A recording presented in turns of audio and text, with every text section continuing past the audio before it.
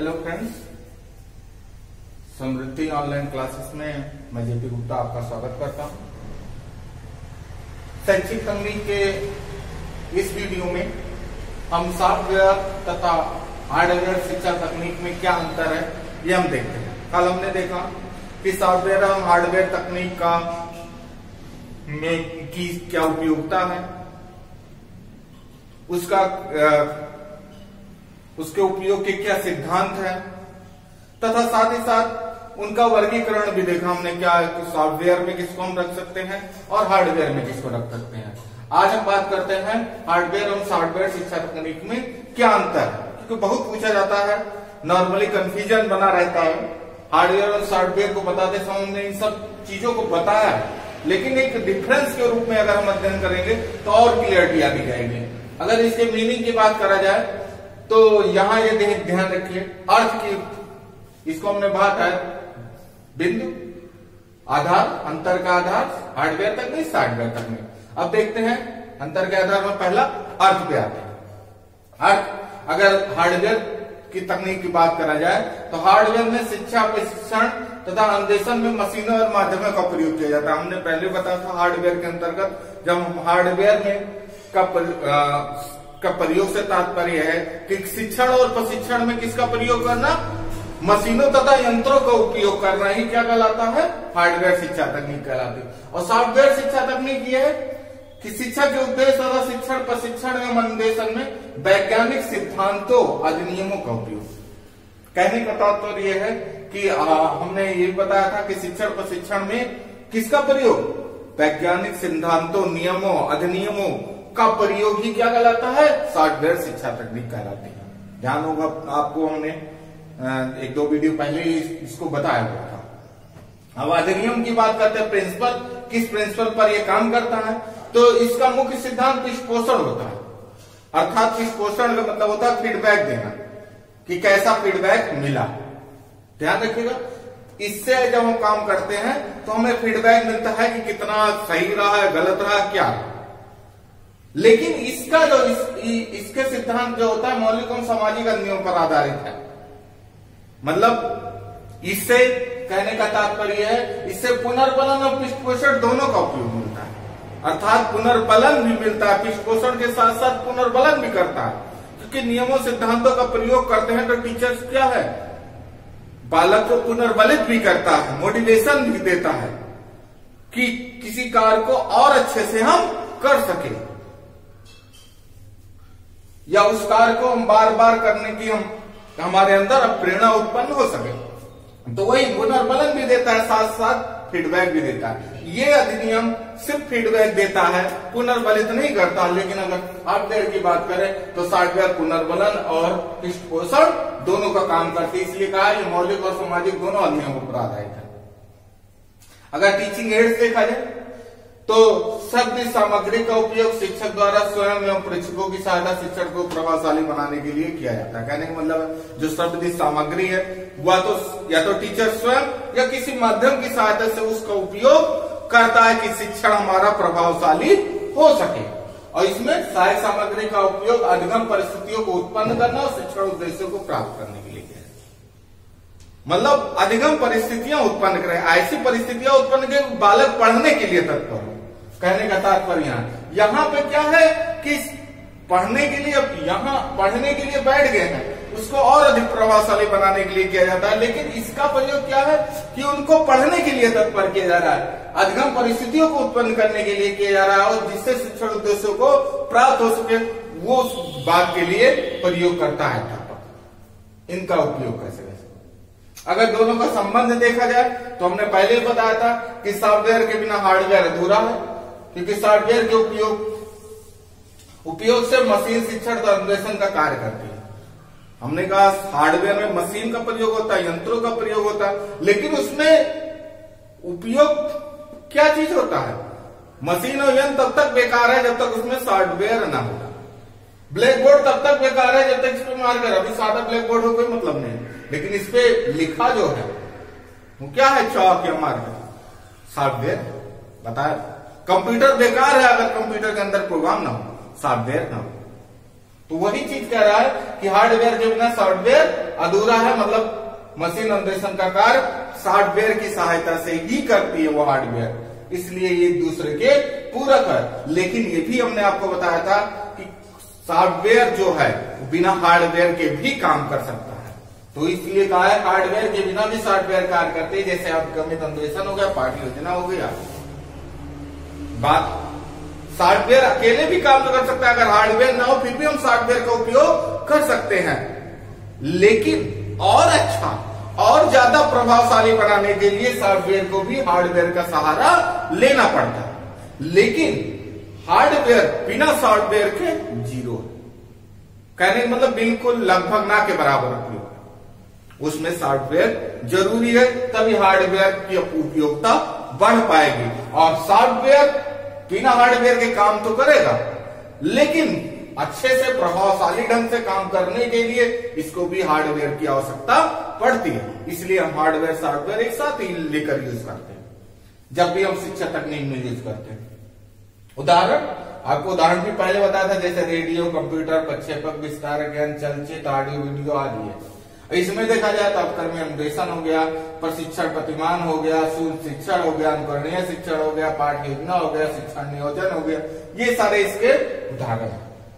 प्रकार की बातें की जाए कि हार्डवेयर शिक्षा तकनीक क्या प्रकार, जैसे अप्रक्षेपित उपकरण है, प्रक्षेपित उपकरण है, भाषा प्रयोगशाला है, शिक्षण मशीन है, कंप्यूटर सहायक अनुदेशन है, ये सारे क्या है हार्डवेयर शिक्षा तकनीक के प्रकार। और इसके सॉफ्टवेयर शिक्षा तकनीक के प्रकार शिक्षण तकनीक है, अनुदेशन तकनीक है, प्रशिक्षण तकनीक है, व्यवहार तकनीक है, दूरदर्शी शिक्षा, ये सारे इसके प्रकार है। अन्य रूप देखा जाए तो यहां हमने पहले ही बताया था, इसे सापेक्षिक तकनीक भी कहते हैं। सापेक्षिक तकनीक क्यों कहते हैं? क्योंकि मशीनें शिक्षण के लिए निर्मित नहीं हुई, अपितु शिक्षा में इसका उपयोग करते हैं। मतलब सिर्फ शिक्षण के लिए उपयोग नहीं निर्मित नहीं, बल्कि शिक्षा में भी हम इसका उपयोग करते हैं, इसलिए इसको सापेक्षिक तकनीक भी कहा जाता है। ठीक है, क्योंकि इसका उपयोग हम शिक्षा में करते हैं, जरूर नहीं शिक्षा के लिए उपयोग हो, लेकिन उसको भी हम शिक्षा में प्रयोग करते हैं। और सॉफ्टवेयर को रचनात्मक तकनीक इसलिए कहा जाता है क्योंकि शिक्षक की भूमिका इसमें अहम होती है और शिक्षक अनुदेशन की रचना करता है। रचनात्मक मतलब रचना करने वाला, नियम सिद्धांतों का रचनात्मक उसका प्रयोग कैसे करना है, ये टीचर के ऊपर डिपेंड करता है, वो उसको कट करता है, रचना करता है, इसलिए इसको रचनात्मक तकनीक भी कहते हैं।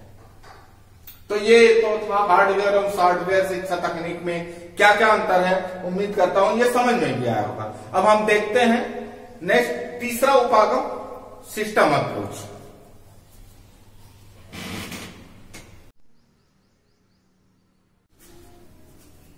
हार्डवेयर और सॉफ्टवेयर शिक्षण तकनीक के अंतर के बाद हम अब तीसरा पढ़ते हैं, जो प्रणाली उपागम के बात कर रहे थे।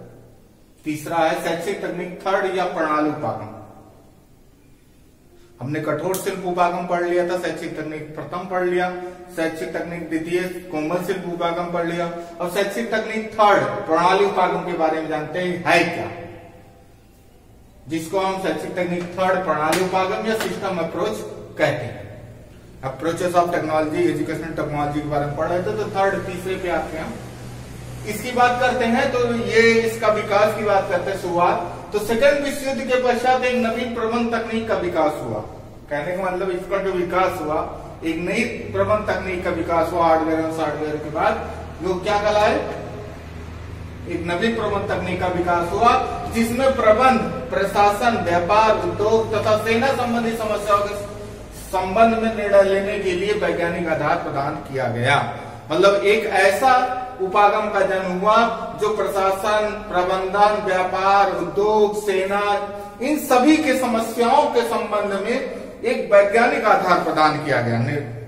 इनकी समस्याओं के संबंध में जो निर्णय लिया जाए कि समस्याओं का हल कैसे होगा, उसका हल का सही निर्णय कैसे लिया जाए, उसके लिए एक वैज्ञानिक आधार जो प्रदान किया, वो किसने प्रदान किया, प्रणाली विश्लेषण को। इसलिए इस विचारधारा को शैक्षिक तकनीक थर्ड या प्रणाली विश्लेषण कहते हैं।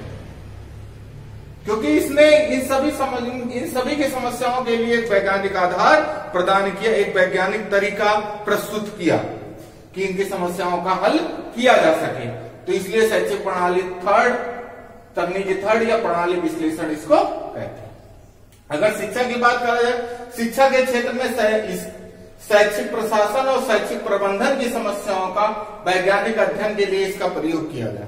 शुरुआत में इसका शिक्षा के क्षेत्र में शैक्षिक प्रशासन और शैक्षिक प्रबंधन की समस्याओं, शैक्षिक प्रशासन आपने पढ़ा होगा, शैक्षिक प्रशासन और शैक्षिक प्रबंधन की शिक्षा के क्षेत्र में प्रशासन और प्रबंधन कैसे किया जाए, उसके समस्याओं के समाधान के लिए वैज्ञानिक अध्ययन के लिए इसका प्रयोग किया गया। इसके उपयोग से शैक्षिक प्रशासन कम खर्च में अधिक उपयोगी और प्रभावशाली बन जाता है। अगर हम इसका उपयोग करते हैं तो शैक्षिक प्रशासन कहने का मतलब है शिक्षा के क्षेत्र में जो प्रशासन और प्रबंधन का कार्य है वो कम खर्च में अधिक प्रभावशाली बन जाता है। और मेन अगर कहा जाए प्रणाली विश्लेषण का, अगर यहाँ शुरुआत देखा, ये तो थोड़ा सा विकास इसका कैसे कैसे हुआ। अब बात करते हैं प्रणाली विश्लेषण है क्या। प्रणाली विश्लेषण का जन्म हार्डवेयर एवं सॉफ्टवेयर उपकरणों के मेल के फलस्वरूप हुआ। कहने का तात्पर्य है हार्डवेयर और सॉफ्टवेयर उन दोनों उपकरणों के मेल के फलस्वरूप, हमने अभी बीच में पीछे अपने पढ़ा कि हार्डवेयर और सॉफ्टवेयर की क्या उपयोगिता है, हार्डवेयर सॉफ्टवेयर का वर्गीकरण, हार्डवेयर सॉफ्टवेयर का अंतर, ये सब हमने पढ़ा। तो उन दोनों के मेल से हमने कहा ना कि एक दूसरे के पूरक है, बिना हार्डवेयर बिना सॉफ्टवेयर के कोई काम नहीं कर सकता, और सॉफ्टवेयर हार्डवेयर के बिना अधूरा है। तो एक दूसरे के पूरक है। तो वही चीज इसने बताया कि इसका जो जन्म हुआ वो हार्डवेयर और सॉफ्टवेयर उपकरणों के मेल के फलस्वरूप हुआ। अगर यूं कहा जाए कि शैक्षिक तकनीक प्रथम कठोर शिल्पों का उपागम और शैक्षिक तकनीक द्वितीय कोमल शिल्प उपागम जन्म करता है, शैक्षिक तकनीक द्वितीय या प्रणाली उपागम। अर्थात हार्डवेयर और सॉफ्टवेयर का किस तरह से प्रोसेस किया जाए, कहने का तात्पर्य यह है इसका जन्म इसलिए हुआ कि हार्डवेयर सॉफ्टवेयर को मेल तो हो गया, लेकिन इसको सिस्टम में कैसे प्रयोग किया जाए, इसको किस तरह से हम प्रयोग करें कि बहुत ज्यादा प्रभावशाली हो, इसलिए किसका जन्म हुआ, प्रणाली उपागम का। प्रणाली कैसे, प्रोसेस कैसे होगा, सिस्टम कैसे होगा इसका, इसके प्रयोग का तरीका क्या होगा, इसलिए इसका जन्म हुआ। जब दोनों का मेल हुआ तो दोनों के मेल से कहते ना कम खर्च में अधिक गुणवत्ता लाना, अधिक प्रभावशाली बनाना, वो काम के लिए इसका जन्म हुआ प्रणाली उपागम का। कि दोनों के मेल के बिना, एक दूसरे के बिना ये दोनों अधूरे हैं, और दोनों के मेल से का प्रयोग करना है तो उसके लिए इसका जन्म हुआ। इसलिए कहा गया प्रणाली उपागम कठोर एवं शिल्प उपागम को जोड़ने वाली एक महत्वपूर्ण कड़ी है, दोनों को जोड़ने वाली एक महत्वपूर्ण कड़ी है कि जिससे इसका समुचित उपयोग किया जा सके, कम खर्च में उपयोग किया जा सके, अधिक प्रभावशाली ढंग से उपयोग किया जा सके, इसलिए इसको जोड़ने वाली एक कड़ी है। अतः इसे व्यवस्था तकनीक भी कहते हैं। इसलिए हमने कहा व्यवस्था करने वाली, वही, इसलिए इसको क्या कहा जाता है, व्यवस्था तकनीक भी कहा जाता है। भाई कोई चीज जोड़ने के लिए दो चीज जोड़ा और दोनों चीजों को चलाने के लिए कुछ ना कुछ प्रोसेस तो होना चाहिए, कुछ ना कुछ सिस्टम तो हो, कोई तरीका तो हो, तो वही तरीका क्या कहलाती है, प्रणाली उपागम कहलाती है, या इसीलिए इसको व्यवस्था तकनीक भी कहते हैं। वही कहना है दोनों को जोड़ने वाली महत्वपूर्ण कड़ी है, इसलिए इसे क्या कहते हैं, व्यवस्था तकनीक कहते हैं। क्या है, कैसे कार्य करती है शिक्षा की एक ऐसी प्रणाली जिसमें कुछ तत्व इनपुट का कार्य करते हैं। क्या करते हैं, इनपुट का कार्य करते हैं तथा इन्हीं तत्वों को एक प्रक्रिया से होकर गुजरना होता है। भाई इनपुट किया, इनपुट को एक प्रोसेस से होकर, वो प्रोसेस कितना बेटर है, ये तीनों पे चलता है, इनपुट प्रोसेस और आउटपुट, इन तीन प्रोसेस से होकर ये गुजरता है। तो वही कह रहा है कि क्या होता है, इनपुट का कार्य करते हैं कुछ तत्व। शिक्षा की एक ऐसी प्रणाली, शिक्षा एक ऐसी प्रणाली है जिसमें कुछ तत्व क्या कार्य करते हैं, इनपुट का कार्य करते हैं, और तथा इन्हीं तत्वों को एक प्रक्रिया से होकर गुजरना पड़ता है, और जब प्रक्रिया से होकर गुजरते हैं तो क्या मिलता है, आउटपुट मिलता है। अतः यही आउटपुट उद्देश्यों की प्राप्त होती है। आउटपुट क्या, उद्देश्यों की प्राप्ति। हमने कुछ इनपुट डाला हार्डवेयर एवं सॉफ्टवेयर के आधार पे हमने इनपुट डाला, इनपुट डालने के बाद कुछ उसमें प्रक्रिया से होगा, अर्थात इनपुट डाला कैसे जाएगा, उसमें प्रोसेस कैसे किया, बच्चे को उसको समझ में कैसे आए, सब कुछ हो। उसके बाद जो आउटपुट निकला कि कितना समझ में आया फीडबैक के द्वारा और चीजों के द्वारा, वो क्या हुआ, आउटपुट हुआ। उससे हमें पता लगा कि हमारे शैक्षिक उद्देश्यों की प्राप्ति कहां से हुई। तो वही कह रहा उद्देश्यों की प्राप्ति होती है। इसी कारण से शिक्षा का सक्रिय उत्पादन प्रणाली का स्तर भी प्रदान किया जाता है। शिक्षा का सक्रिय बनाती है, सक्रिय प्रणाली उपागम के नाम का स्तर भी प्रदान करती है शिक्षा। तो इस तरह से काम करती है। ये प्रणाली शिक्षण और प्रशिक्षण को सामाजिक प्रक्रिया मानती है। क्या कहते हैं, छात्र केंद्रित उपागम है, सामाजिक प्रक्रिया, छात्र केंद्रित। और हमने कहा ना कि छात्र किस प्रकार से चाह रहा है, कम खर्च में अधिक प्रभावशाली, अधिक ज्यादा बोधगम, अधिक ज्यादा रुचिकर कैसे बने। भाई हार्डवेयर सॉफ्टवेयर मिला दिया, लेकिन उसका प्रयोग कैसे करें कि अधिक प्रभावशाली हो, अधिक बोधगम हो, अधिक रुचिकर हो, ज्यादा प्रेरक हो, कम खर्च लगे, बालक के सर अधिक प्रभावशाली, अधिक बोधगम हो। इसके लिए क्या है, व्यवस्था प्रणाली या प्रणाली उपागम की हम प्रयोग करते हैं। अतः हम संक्षेप में इसको कह सकते हैं, यह प्रणाली समस्याओं के समाधान के निर्णयों पर पहुंचने की विधि है। अर्थात किसी भी समस्या का जब हम समाधान करने जाते हैं तो उस समस्या के समाधान के निर्णय पर पहुंचने के लिए यह प्रणाली हमें प्रयोग में, यह प्रणाली हम प्रयोग करते हैं। तथा यह विधि शिक्षण और प्रशिक्षण व्यवस्था के नए नए परिवर्तनों के अनुसार बढ़ने और विकसित करने में सहायता प्रदान करती है। कहने का तात्पर्य यह है कि समस्या के समाधान के लिए यह प्रणाली हमें सहायता प्रदान करती है। साथ साथ जो भी नए नए परिवर्तन आ रहे हैं शिक्षण और अधिगम में, उन परिवर्तनों के अनुसार बढ़ने और विकसित करने के लिए यह प्रणाली उपयोगी है, या यह प्रणाली हमें सहायता प्रदान करती है। इसलिए इस प्रणाली का संबंध प्रणाली अभियांत्रिकी या सिस्टम इंजीनियरिंग से, अर्थात सॉफ्टवेयर और हार्डवेयर का तो ले लिए, लेकिन उसको किसी सिस्टम के तहत हम कैसे काम करें, कैसे वो आगे बढ़े, उसकी वो कौन बताता है, प्रणाली उपागम। उनका प्रयोग कैसे अच्छे से किया जा सके कि कम खर्च में ज्यादा उपयोगी, कार्यकुशलता में अधिक से अधिक वृद्धि, समस्याओं का समाधान, उद्देश्यों की प्राप्ति कैसे हो।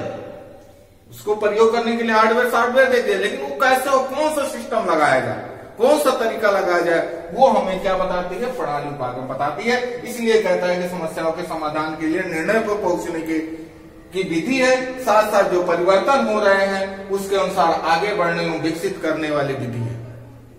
इसलिए इसको हम प्रणाली अभियांत्रिकी भी कहते हैं, सिस्टम इंजीनियरिंग भी कहते हैं, क्योंकि सिस्टम बताती है हमें कि किस सिस्टम के द्वारा हमें शिक्षण और प्रशिक्षण करना है, किस सिस्टम के द्वारा हमें हार्डवेयर और सॉफ्टवेयर का उपयोग शिक्षण प्रशिक्षण में करना है। वो कौन सा बताती है, शैक्षिक तकनीक थर्ड या प्रणाली विश्लेषण या सिस्टम अप्रोच बताती है।